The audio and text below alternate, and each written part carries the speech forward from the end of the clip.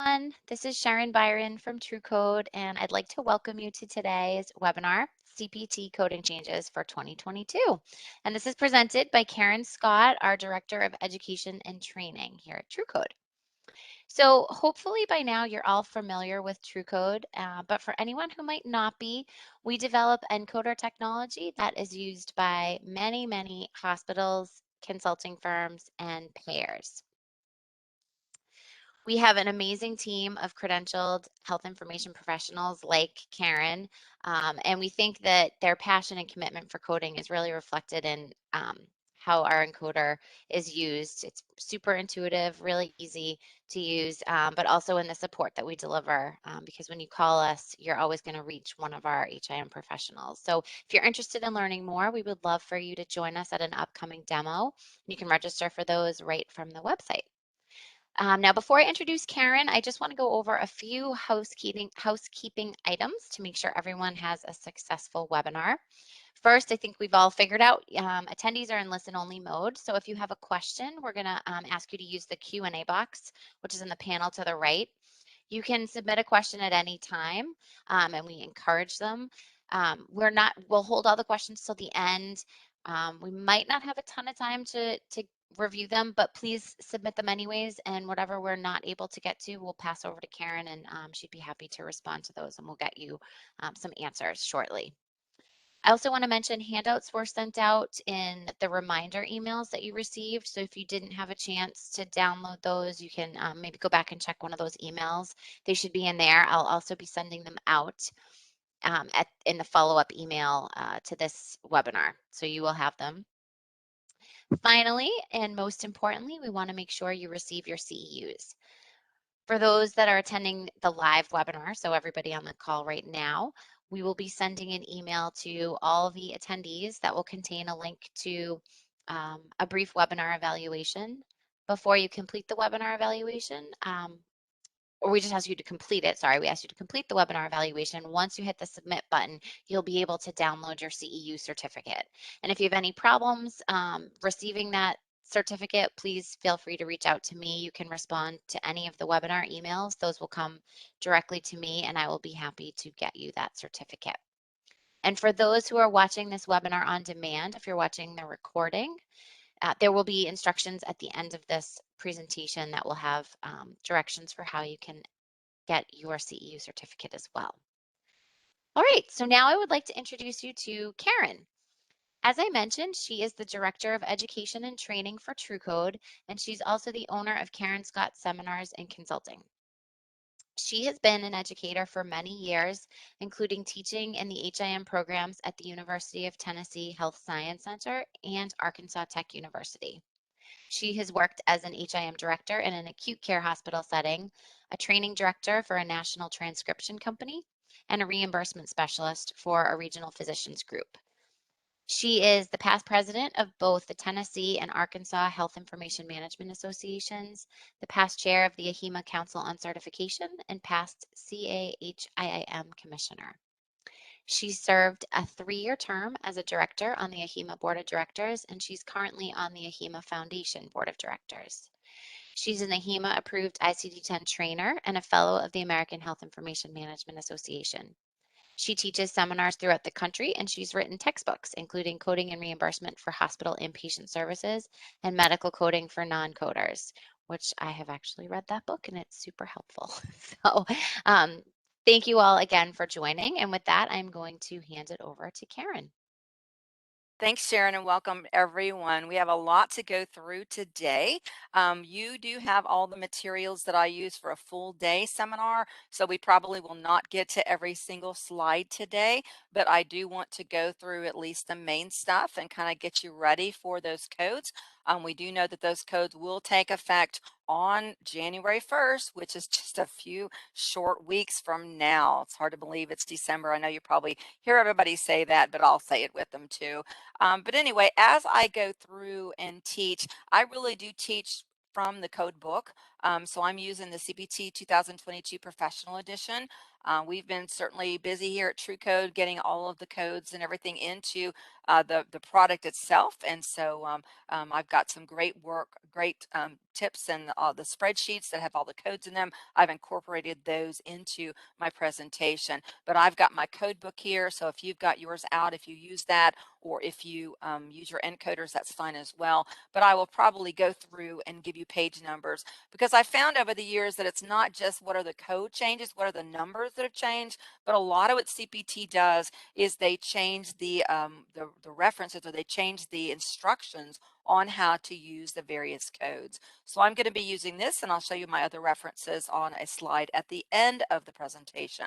So we're going to go ahead and get started. What I'm going to do is go through my book section. I'm going to try to go through and give you some rationale and examples. Again, with our limited time today, I won't be able to have a lot of time for that, but I'll do what I can, and we will cover the guidelines and the notes as well. You may notice on a lot of my slides that if I'm giving you some code numbers, it's basically just their partial code numbers, and I do that so that I can keep straight of where these things are in the book to help you go back and be able to research it later. But because all of the codes and their descriptions and guidelines are copyright protected, I typically don't put full CPT codes into my presentation. We do have a partnership with them from TruCode, but I just like to be careful and be respectful of that. So let's go ahead and get started. So here's the overview of the changes for this year. And so, some years we get a ton, and some years we don't have quite as many. You'll notice with the E&M codes, we had the big change last year with the changes in the evaluation and management codes for the office visits. We just got some new codes toward the back of the E&M section, nothing really major. We do anticipate the possibility of 2023 that we will see some other really big changes in those visit codes, changing some of the guidelines and things over to very similar to what we see in the office visits. So again, they have to work on that for a while, and so we anticipate seeing those changes for next year. But notice we only have about 10 revised codes and then no deleted codes out of the NM section for this year. In the anesthesia section, we do have 6 new codes and 2 deleted codes. In surgery, we have 30 new codes, 25 revised codes, and 9 deleted codes. And that seems to be down a little bit. A lot of years, since surgery is our biggest section, we tend to see more than that. But again, we'll go through those as we have time today. Radiology, only 4 new codes, 1 revised code, and 3 deleted codes. Pathology and lab, I basically just counted the regular codes in the category 1. You'll notice that down here, the proprietary and the MAAA, those are 64 of those, but I don't count those in the regular category 1 path lab. So you can see there's 32 new codes, 44 revised, and only 3 deleted codes. Medicine section, we have quite a few codes for all of the COVID vaccines and the medications, and those are all by vendor. So we want to make sure that we are coding that, and I'll show you those a little bit. So 35 new codes there, 4 revised and 10 deleted. Category 2 codes, the quality measures, nothing there. And then category 3 always has a lot of new codes. We have 72 codes there, new codes, but 7 revised codes and 26 deleted codes. Remember, most of the time when category 3 codes are deleted, they don't actually go away. It's just that they became good enough. They say these have been used. They always look at the utilization of those codes. And if they're being used quite frequently, they'll decide that it may be time to go ahead and move them from the category 3 codes and move them up into the main part of the book. Now, I did actually go through and count all those, so I hope those numbers they're pretty close to being right. If they're not, please don't hold that against me. I went through Appendix B in the back of the book, and I went through and I looked at all the different sections and tried to do that. So I am not, math is not my major, I don't have a degree in math, so hopefully I didn't do too bad with that, but it gives you kind of an overall, just to kind of see what's going on there. Now, I do like to start with the introduction in the book because I like to know guidelines. And of course, if you do have someone who's brand new to using the CPT, I always tell them to go and read the instructions because that's where it's going to give you all the information. Really not a lot there. They just really have a new paragraph. And this is on Roman numeral XIII, which is Roman numeral 13. And it just says one paragraph that was revised. And it just talks about the setup, the discussion of the layout of the book. It just talks about the fact they're in 6 different sections and how they are to be interpreted. So not a whole lot there. Now, we do know that resequencing continues every year. This is kind of a constant slide. I never take it out as I update my slides every year because these are always going to be different. We know that as they have made a determination, and this has happened for a few years now, and it doesn't really bother me as much as at first two, but we do know that some of the codes are not in strict numeric order. Again, if you're using an encoder, it's probably not a big deal because you can see where all those are. But if you are going through either using the alphabetic index, or if I'm just trying to guide you to the page number of where the codes are, especially back in the medicine section, it seems like they're all wonky back there. They're all in different orders. And basically the reason why they do that is because they're taking the codes, instead of trying to move the code descriptions around, they want to keep the code descriptions where they need to be to make sure the way that the code system is set up. Like in the musculoskeletal, you start with the top of the body and work your way down.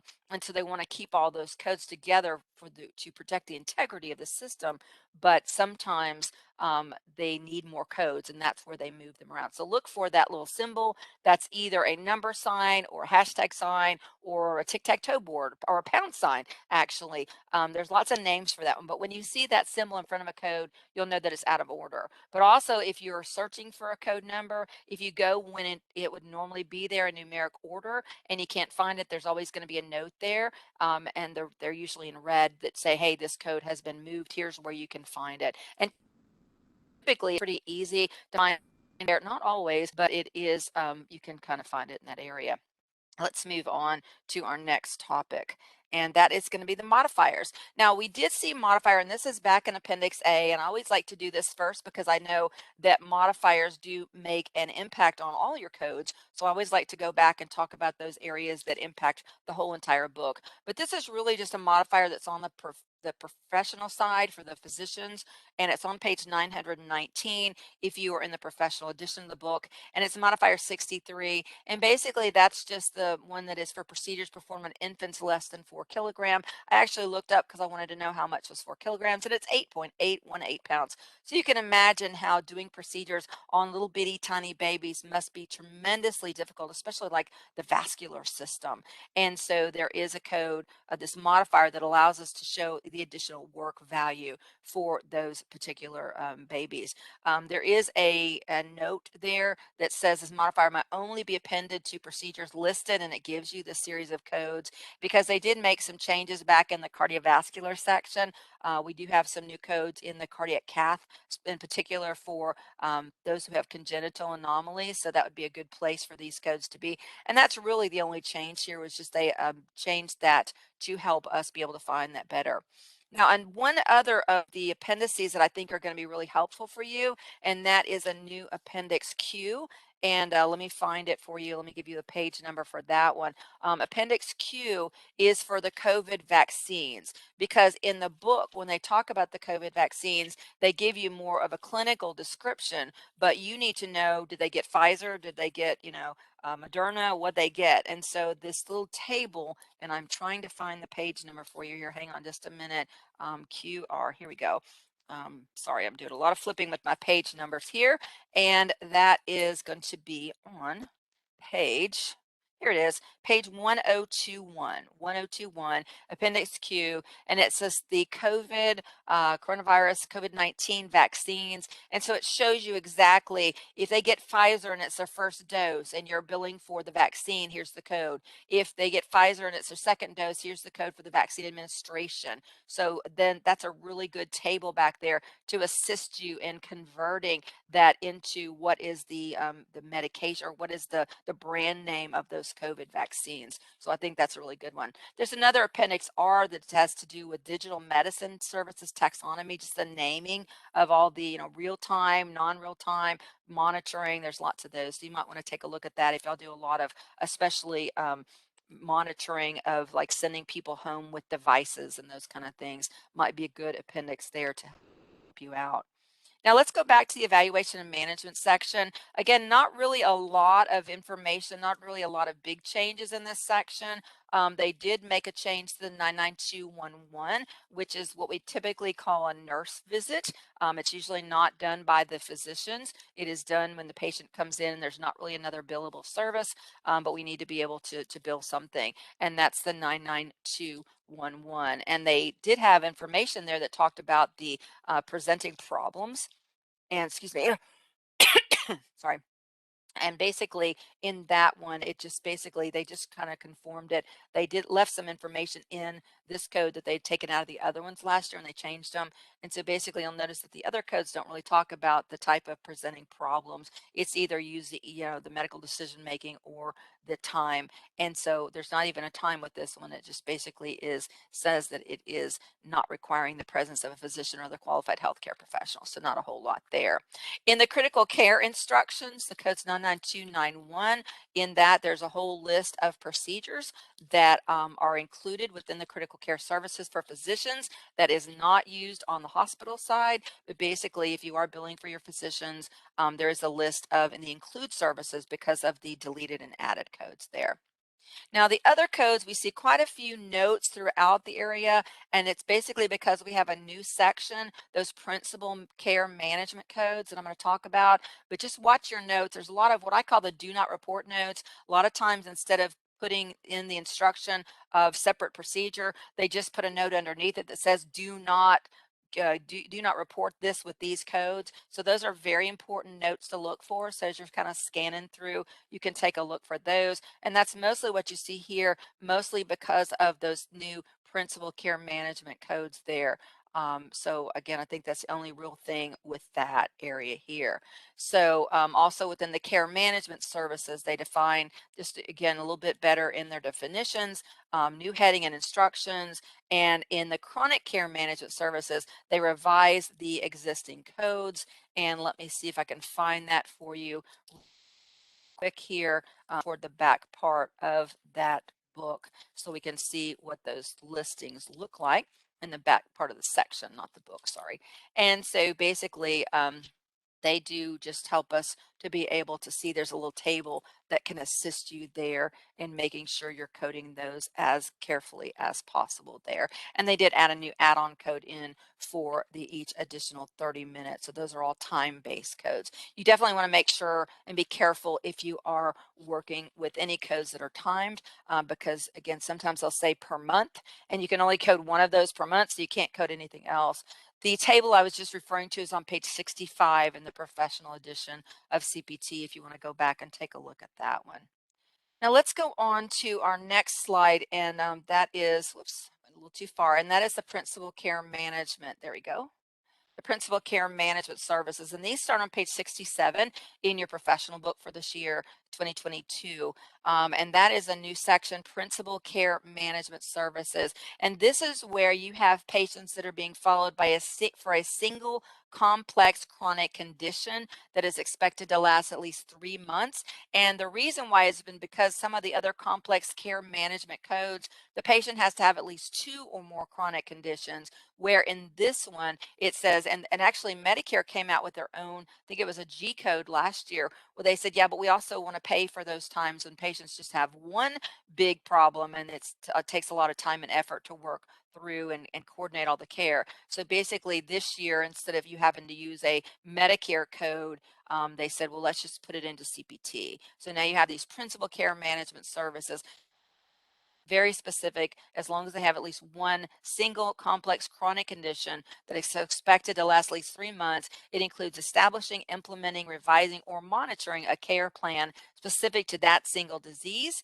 And the codes are 99424 and 99425 on page 67.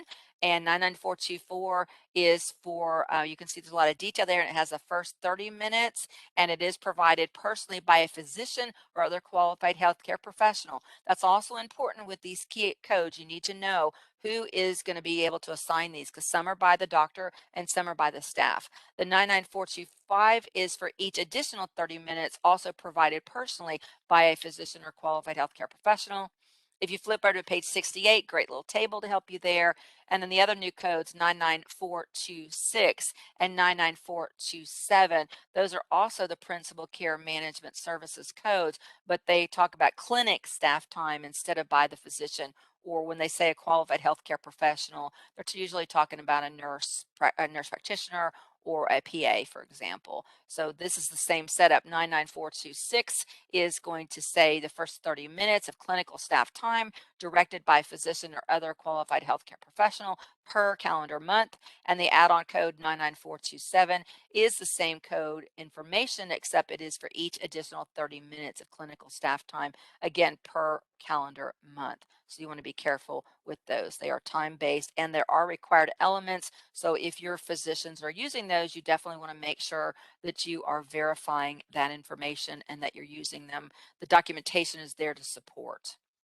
In the psychiatric care management area, which is the next one that starts on page 69, psychiatric collaborative care management services there. And basically the codes were revised just because, again, they are time-based and they are per month.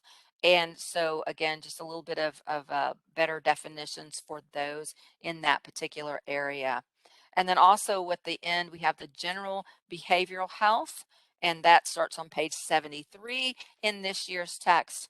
And on page 74, it'll show you with the general behavioral health integration care management, they did revise that code basically because they wanted to let you know when you could use this in conjunction with the E&M. So notice at the bottom of that code, it says E&M services, including care management services, and then it lists them all. It says may be reported separately by the same physician or other qualified healthcare professional on the same day or during the same calendar month, but time and activities used to be criteria for another reported service do not count toward meeting criteria for this one. So you really have to be careful with those time-based codes when you're typically not seeing a patient face-to-face. We want to make sure we're using those correct there.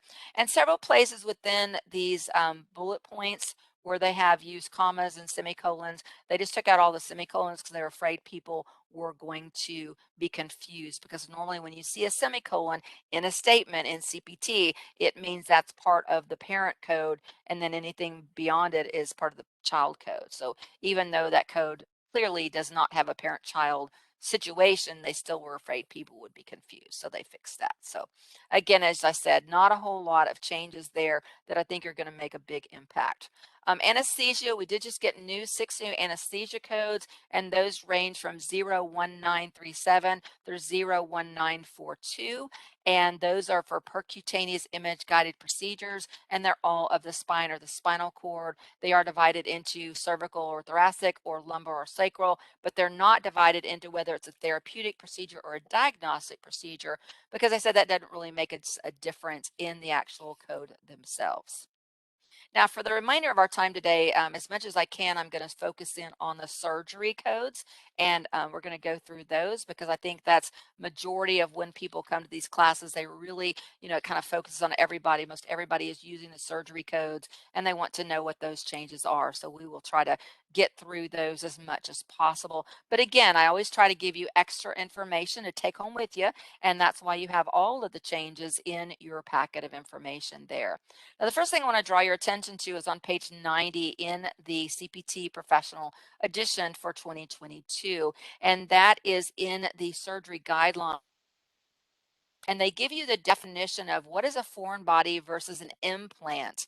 Because many times you think about a foreign body, I'm usually thinking about, a baby puts a bean in their nose, or someone has something lodged in their throat, or they're shot by an arrow, or they get some kind of a stick or something embedded in their skin. When I think of foreign bodies, I think it's accidental. It's those injury type things there. But when also, especially in musculoskeletal, you many times will have procedures where they remove implants that were put in there on purpose, but now they need to go. And sometimes there's a code that'll say like removal of implants, but sometimes they're not. So they just wanted to clarify here. And so it basically says that an object intentionally placed by a physician is for any purpose, like diagnostic or therapeutic, is an implant. An object that is unintentionally placed, like due to trauma or ingestion, is considered a foreign body. If an implant or a part of an implant has moved from its original position or is structurally broken and no longer serves its purpose or presents a hazard to the patient, then it qualifies as a foreign body for coding purposes unless CPT instructions direct otherwise or a specific CPT code exists to describe that removal of that broken moved implant. So this is nothing I think really new, but I like that they clarified it because I do get questions on that sometimes. It's because I can't find a code for that. How do I code it? Well, look for a removal of foreign body because sometimes that will help you there. And so hopefully that will be an assistant to you knowing that information. Now, the same guideline was added into like the, I think it's over in the radiology section guidelines as well as the medicine section guidelines so that you'll know about those. But normally, most of the time, we're talking about like musculoskeletal type things or other implants that may have moved and now we got to get them out and there's not a code for them. Always look to see if there's a code first. All right, moving over into the first of our surgery section, and that is going to be the integumentary system. And in the integumentary system, they did revise. You may remember last year they put in some codes for the insertion of a drug delivery implant, and they did revise that code this year to assist us. And basically, they just really moved the non-biodegradable to an example because normally we would think about it being non-biodegradable, but then sometimes that's just an example. It's not that they're all non-biodegradable. But anyway, that was just a little simple fix there, and that's over on page 106. The code number for that one is 11981. 11981, insertion drug delivery implant. And what they did is they put in parentheses, i.e., bioreabsorbable, biodegradable, or non-biodegradable. So they just moved that word to where it made more sense. Now, the thing that I think you do want to pay attention to is over in the repair or closures, and they did redefine the simple repair definition. And basically there within the simple repair, I'm just reading out of the book on page 106, it says simple repair is used when the wound is superficial, involving primarily epidermis or dermis or subcutaneous tissues without significant involvement of deeper structures and requires a simple one-layer closure. Hemostasis and local or tropical anesthesia when performed are not reported separately. So for one thing, you get that package of care. That's not really changed very much. But what I want you to see above there in where it's got repair closure, it says chemical cauterization, electrocauterization, or wound closure utilizing adhesive strips as the sole repair material are included in the appropriate E&M.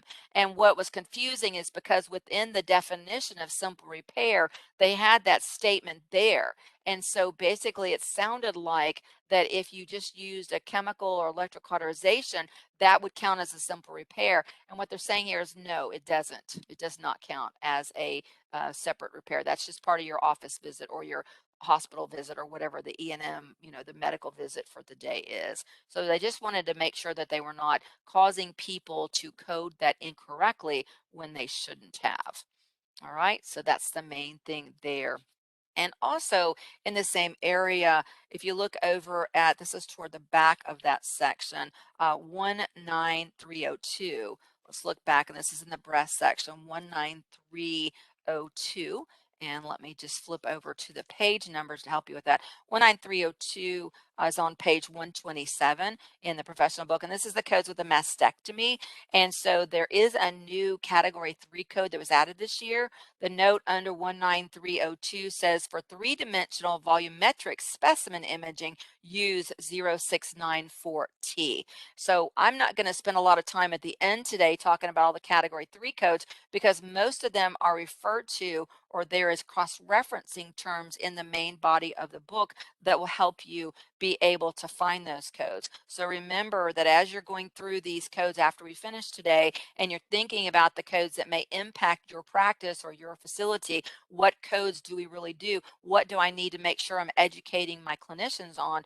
That's the kind of thing that you want to look out for. So you want to make sure that you are referring to and making sure there's documentation that can support the use of those category 3 codes. Don't be afraid to use category 3 codes, by the way. They are payable, they are good codes, they are just a temporary place until we get, see how they're being used, but they are very many times very billable. And so again, when the code book says do it this way, or if they do it this way, use that code, you need to follow those instructions. Don't use unlisted codes when there's a perfectly good category 3 code to help you out with those.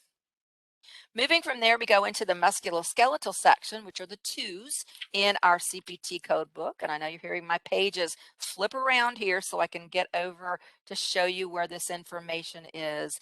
And this, at the very beginning of the musculoskeletal section, all the guidelines on page 139 in the professional edition, it talks about that. You can see there's lots of green on this page because that means that they revised some information here. So they went through all these definitions here. Most of them are for fracture treatment, and they just revised those instructions and the definitions. And notice the very first thing it says on page 139 is all services that appear in the musculoskeletal system section include the application and removal of the first cast, splint, or traction device when performed. Supplies may be reported separately. If a cast is removed by someone other than the physician, then the one who applied the cast, then you can code or report cast removal, and then you can use the subsequent if they come in and have to get it replaced for whatever reason.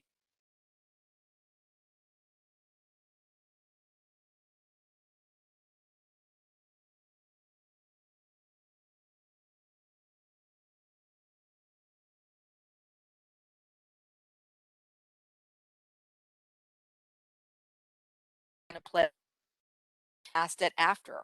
So basically, whatever the normal process of fixing that, the fracture treatment is inclusive. So if they have to, as part of that fracture treatment, they're putting a cast on there as part of that, well, then that's included. You don't get to bill separately. You do want to be careful though, because if you've got someone who just comes in and they put on a cast just for basically for holding it in place until you can get them to the orthopedic, that's different because that's not really fixing it. We're just stabilizing it, and that is in the same section, and I will point that out to you when we get to that in a few minutes. Notice they added in on the same page, they added in information about fracture or dislocation treatment. Reminded us there that you can have a closed fracture diagnosis and an open fracture repair. There's no correlation between the diagnosis or the type or the illness itself and the type of treatment. So be careful with that. We always talk about that in coding classes. You can have, closed fracture, meaning that there's no open wound or there's no communication between the bone and the outside of the body, like no foreign body, that kind of thing. It can be closed, but it still might need to have major surgery. So if you had a comminuted fracture where it's all splintered and crushed, there may not be an open wound. There may not be any communication between the bone and the outside of the body, or there's, between the openness of the wound. It doesn't mean the bone sticking out of the body. It just basically means is there a communication. But basically, it can be a closed fracture, but it might need an open treatment. So be careful with that. And that's on the second little heading there on the same page. And then they go in and they've redefined the term manipulation. And so we know that manipulation basically means that they go in there and they attempt to put the bone back in its normal location. But notice it says if satisfactory alignment or reduction is not maintained after they do that, and it requires subsequent re-reduction of a fracture or a dislocation by the same physician, then you can code it again with the modifier 76 to show that it was a repeat procedure. So that's an important piece there on those fractures or dislocations where they think they pop them in and then they're not and they have to do it again. So you may sometimes be able to code that multiple times with the appropriate modifier there. Okay. Then you see they've defined the traction, they've defined closed treatment. At the very top of the second column, that very first note is what I've got starred in my book. And that's where it says casting, splinting, or strapping used solely to temporarily stabilize the fracture for patient comfort is not considered closed treatment. So once again, if they're seen in your emergency department and basically we know they have a pretty bad fracture, we're going to just cast it or we're going to strap it to hold it in place to immobilize it until they can get over to the orthopedic surgeon's office on Monday morning. So that is not considered closed treatment. So in that case, you can code the casting or the strapping. So just be careful to watch these notes. Again, many times in CPT, it's not the codes that change that cause us the most trouble. It's because they change their instructions on how to utilize those codes. All right. Now, within the external fixation, they've specifically talked about uniplanar external fixation versus multiplanar, so good information there. And then they talk about reporting fracture and our dislocation treatment codes, and they talk there about when you should or should not use modifier 54, and so you want to take a look with those as well. Moving on into the body of the codes, let's go over to code 20615. 20615 is found on, let's see, page 143, and it's under the aspiration and injection for treatment of a bone cyst. And it just tells us if they inject a bone substitute material for bone marrow lesions, use 0707T. So once again, be thinking about what types of procedures do we do in our clinics, do we do in our hospitals, and go back and review these and make sure that you're not missing out on reimbursement by not adding in. In this case, you can use also, it may be something that we do in conjunction with the main book or the main codes. So remember, some of the category 3 codes can be used right along with your category 1 codes there as well. Okay. They did delete the code 21310, which is closed treatment of a nasal bone fracture without manipulation. They said, yeah, that's not really enough to warrant a, an actual surgical procedure. That's just part of your E&M. So they just said that's not a big deal there. Okay. And so then it just shows you that they revised the nasal fracture codes. Again, we're looking at 21315. I'll give you a page number for that one, 21315, page 153. So you can see where the code was deleted, 21315 and 21320. Those are in the same family. And 21315 is closed treatment of nasal bone fracture with manipulation was added. So with manipulation, but without stabilization, where 21320 is also closed treatment of a nasal bone fracture with manipulation, but it's with stabilization. So they may do like with the bone in the nose, they manipulate it, they put the bone back into its normal location, and then they put like a splint on the outside of the nose. That's what it means typically by with stabilization. So basically that's why those two codes have been revised for this year. All right, so I think that's all in that area. Let's move on to our next slide, and that is the spinal procedures. If you go over and look on page 163 and 164 in your code book, they added in, because these can be very tricky codes to use, all the different, if you look on page 163, they've redefined all of the different, it's under posterior, posterolateral, or lateral transverse process technique. They've redefined things like corpectomy, facetectomy, foraminotomy, hemilemonectomy, and so forth. And then also note at the bottom of page 163, it reminds us that if they do decompression on the same vertebral segment or interspace as that interbody fusion is may be separately reported. So sometimes decompression is not going to be coded separately, and sometimes it is. And I know with those back procedures, those can get very tricky. But basically, you always see the doctor say, we also did decompression. You need to be able to review these notes and make sure you're coding those when it is appropriate. Now, I really love the addition of the pictures on page 164 and 165. Good examples of the different procedures there and the anatomy to help us be able to code some of these a little bit better. So it should be helpful there as well. A lot of anatomy information there. And then if you look at code, page 165, code 22600, 22600, arthrodesis code. The arthrodesis, it used to say single level, but now it says single interspace. It's just more descriptive there. So I think that's really all we need to go with that one. We also have some notes with the spinal deformity codes on page 166. I'm looking underneath code 22632. Just a reminder about these codes like the interbody fusion and the arthrodesis, but then it also talks about the fact, when you're looking at these different codes there, it talks about when a doctor may need to be able to, I'll show you, let me find that. All right, so on page 166 under the spinal deformity, let me go back to that, I'm sorry. Under spinal deformity, it talks about when two surgeons work together that they should both basically use the same code with modifier 62. So that is sometimes very prevalent on these back procedures, because sometimes if they need like an open, like if they have to go through the anterior side, sometimes they'll get in a thoracic surgeon to do that part of it. Or sometimes they just need more hands, so there'll be two back doctors to do these. So again, it just gives you instructions on when you're billing for the physicians what to do with that information. And then lastly, let's talk at the casting and strapping in this area. Let me flip back because that's several pages back. To get to, you got to get past all of the different fracture codes, and let me just find those for you. And it's pretty far back within that chapter. And hang on just a moment. As we're trying to get back there. But as we're getting back there, to give you a page number, just again, same things we talked about before. When you do have the fractures, remember, you can only use the casting and strapping in specific instances. This is on page 210 in my book.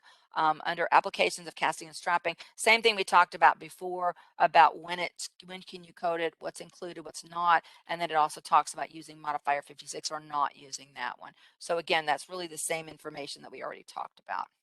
Now let's move over to the respiratory section. Really not a lot of changes there. Just a couple of, I've just added in some codes. These codes start with the letter 3 or number 3. So you can take that X out of my list there and just replace it with the number 3.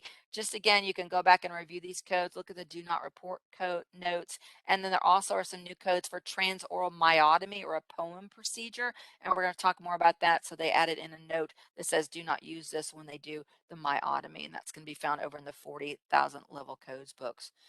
Now, there were quite a few changes in the cardiovascular section, and so you do want to review in the pacemaker notes, those revised simply because of some of the new medicine codes, as well as there's some category 3 codes for mapping there.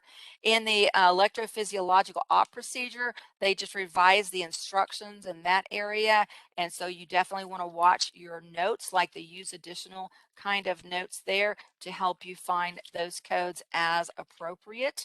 And those are going to be found in just after the, let's see, let me find those for you. Sorry, there's so much. I'm trying to get through all this information for you today. This is over going to be starting on page 256. They talk about the electrophysiologic operative procedures. So they talk about there are new codes now for what's called a surgical left atrial appendage exclusion. So they do like an excision or an isolation, stapling, oversewing, ligation, plication, or clip performed to treat atrial fibrillation and to mitigate postoperative thromboembolic complications. So you have these new codes, lots of notes there, and these codes are going to be open versus scope. So notice on page 257, we got 33267 and 33268, and those are the exclusion, and those are both open. And then underneath the endoscopy, 33269 is going to be the same thing where they do that exclusion. Basically, they're getting it out of the way, and that should keep the person from having more difficulties later. So those are some newer procedures in that particular area. In the heart and great vessels, just watch your do not report notes there. In the cardiac valve area, there is information of a new add-on code. Let's take a look at that one. It's 33370. Let me find that one for you. 33370. It's on page 260.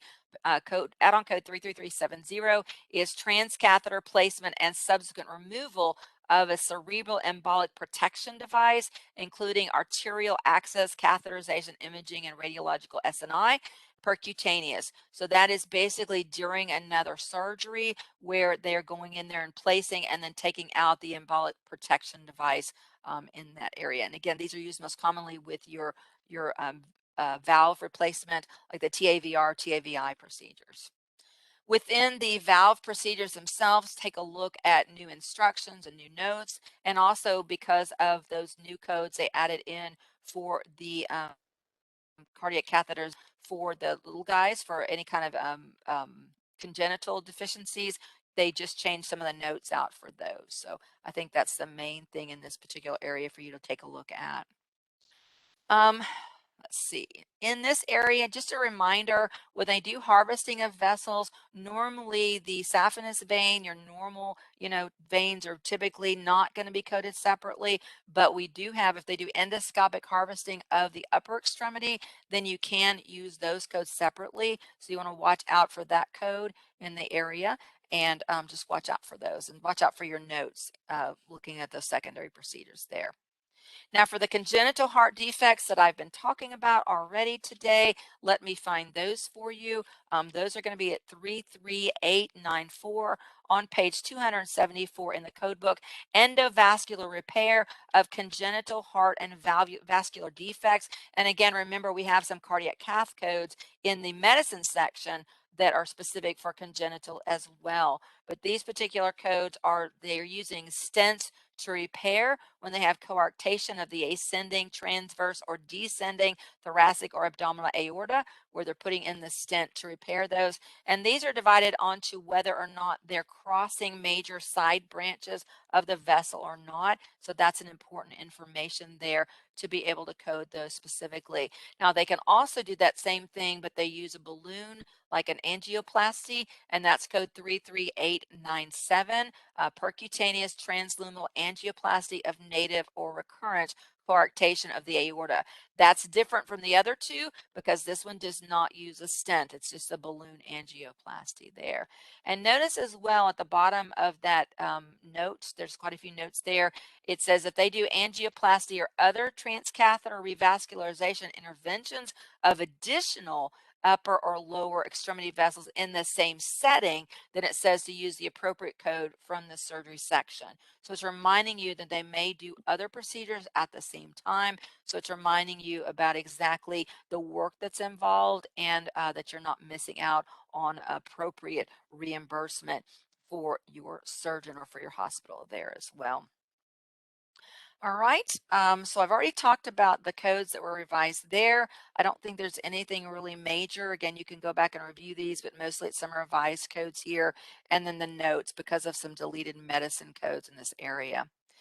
They also, if we look back and we're finished with the cardiovascular, and there is one area in the diaphragm, which is going to be, if you look over at 39599, which I believe is the very last code in the 30,000 level. And this is the unlisted note. And I'm going to find you that page here in just a minute. And yeah, it's on page 340. And that's an unlisted procedure code of the diaphragm. That is, remember, unlisted codes are good to use, and many times the code book will lead you to those codes. But it does tell us here that if they do, and this is under the diaphragm, if they do a laparoscopic insertion or replacement of a permanent synchronized diaphragmatic stimulation system, there are new codes in the category 3 section. So that's become more popular, more appropriate usage of that. So definitely, instead of using the unlisted code, take a look at that one. So always watch your notes that it does lead you toward the right area there. Okay, let's move over to our digestive system. Checking my time here. We're doing pretty good. There is a new code for sleep endoscopy. That's going to be at 42975. 42975. Let me find that code number and the page number for you there. 42975. And that is on page 379. And that is for again, it's 42975, drug-induced sleep endoscopy, where they're doing an evaluation of the pharynx and the tongue and the larynx, looking for sleep disorder breathing. So people that have like sleep apnea, for example. So basically they are using this and it's diagnostic. Now before this, it did tell us to use two codes, which was the 3152 31575 and 31622, but basically this is more specific. So notice it tells us not to use those in conjunction. This is a better code. So take a look if you do any kind of endoscopies to help with sleep studies, then you want to look at this code and make sure you're using that appropriately there. The other one we want to look at is the new code it's 43497, 43497. 43497, and this is over on page 363.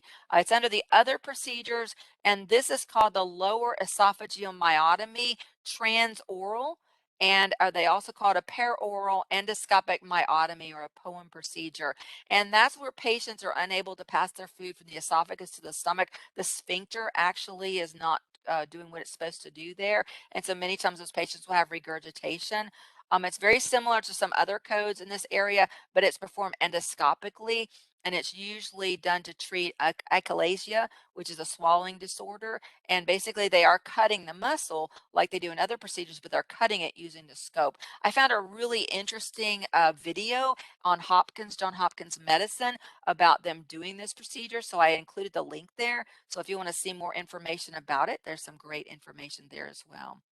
You also want to look if you're doing any kind of bariatric surgeries. They did delete 2 gastric bypass procedures, mostly because they weren't used very much anymore. And those were gastroduodenostomies, and basically doing a revision of those, but just not needed much anymore.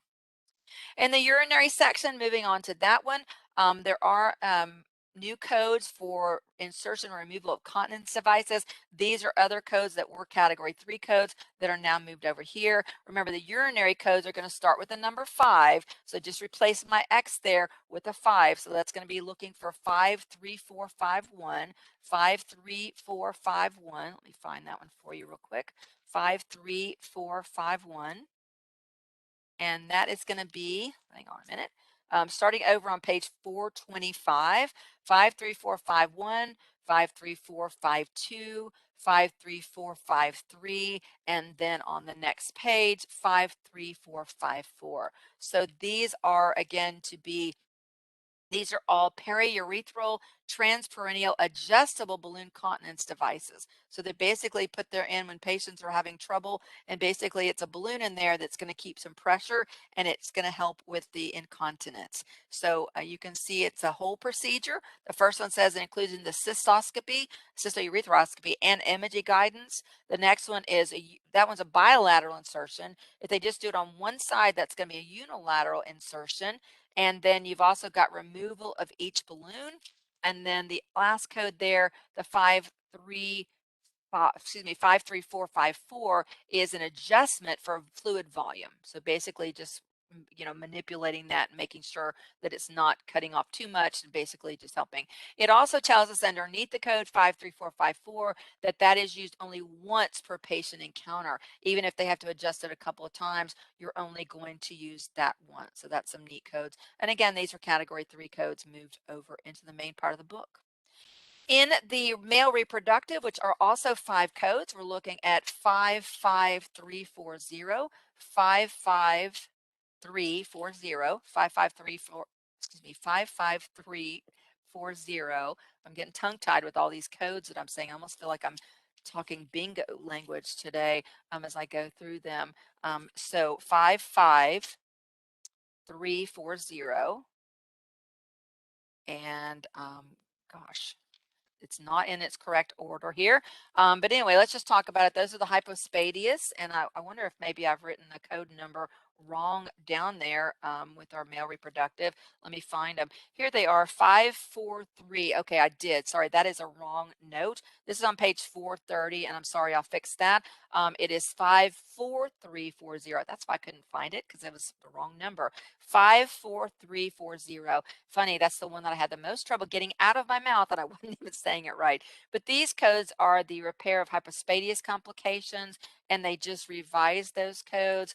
They added S to the complications, so it can be more than one complication, but only be coded once. Because again, if you look at 54340 repair of the hypospadias complication, it says complication or complications. So that makes a difference there. And so then you can see there's a couple of different procedures done there.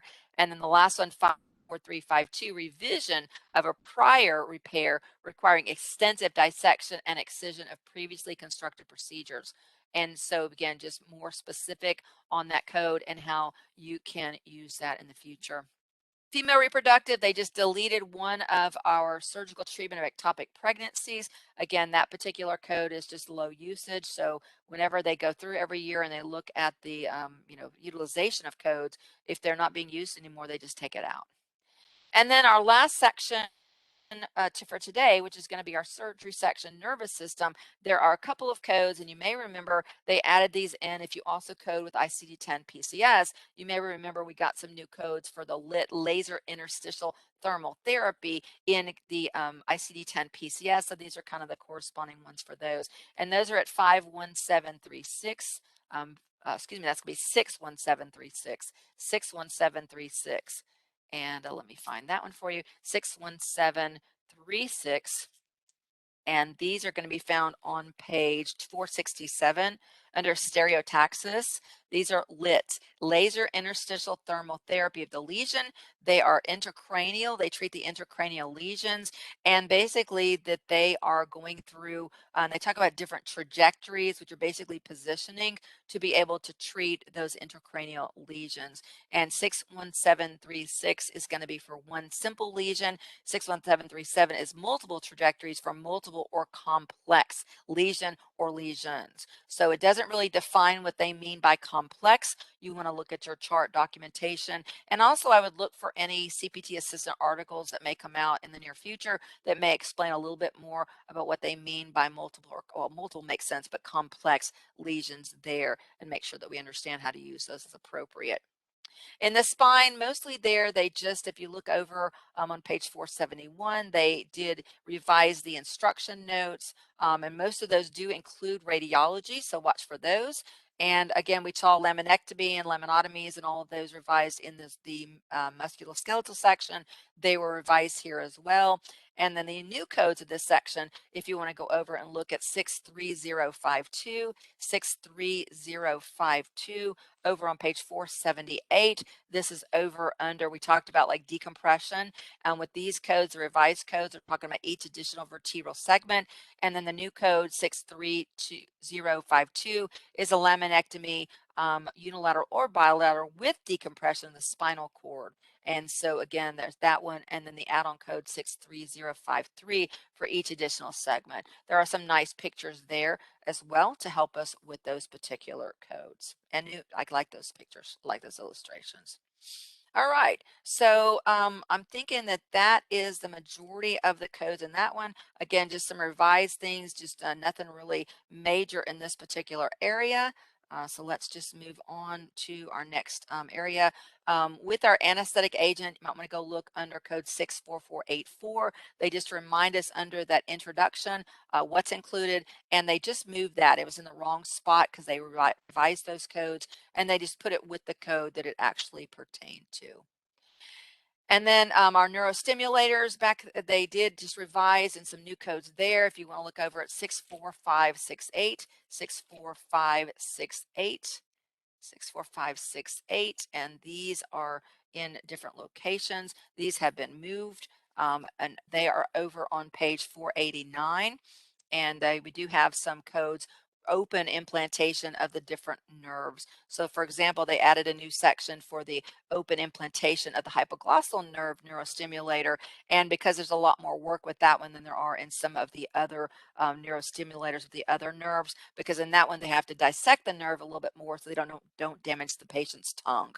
And so that's why they needed a different code for that one to really pull it out of the other ones and be able to code as specific there.